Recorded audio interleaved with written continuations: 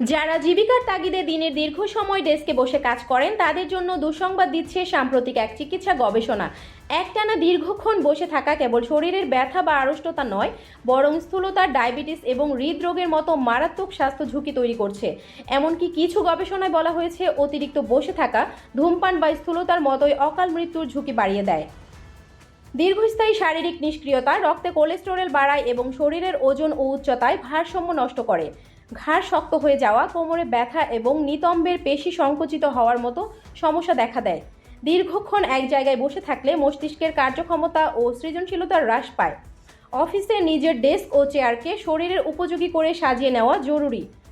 Chair, table এবং কম্পিউটারের উচ্চতা এমনভাবে নির্ধারণ করুন যেন মেরুদণ্ড সোজা থাকে এবং হাতের অবস্থান আরামদায়ক হয়। ফোনে কথা বলার সময় ঘাড় বাঁকা না করে হেডসেট ব্যবহার করা উচিত। সাধারণ চেয়ারের বদলে মাঝে মধ্যে এক্সারসাইজ বল ব্যবহার করলে শরীরের ভারসাম্য ঠিক থাকে। এছাড়া স্ট্যান্ডিং ডেস্ক বা দাঁড়িয়ে কাজ করার টেবিল ক্যালোরি পোড়াতে সাহায্য করে। কাজের ফাঁকে প্রতি 1 ঘন্টায় অন্তত একবার বিরতি নিয়ে সহজ ব্যায়ামগুলো করা যেতে পারে।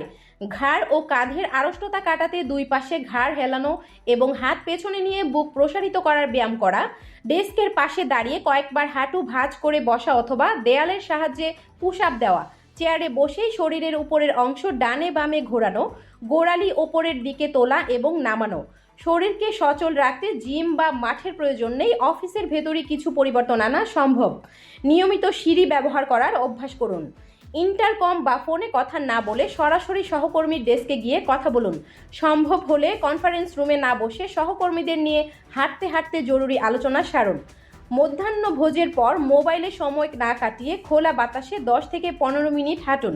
কাজের ফাঁকে এই ছোট ছোট বিরতিগুলো কেবল শারীরিক সুস্থতাই নিশ্চিত করে না, বরং আপনার উৎপাদনশীলতা এবং মনোযোগ বাড়াতেও সাহায্য করে।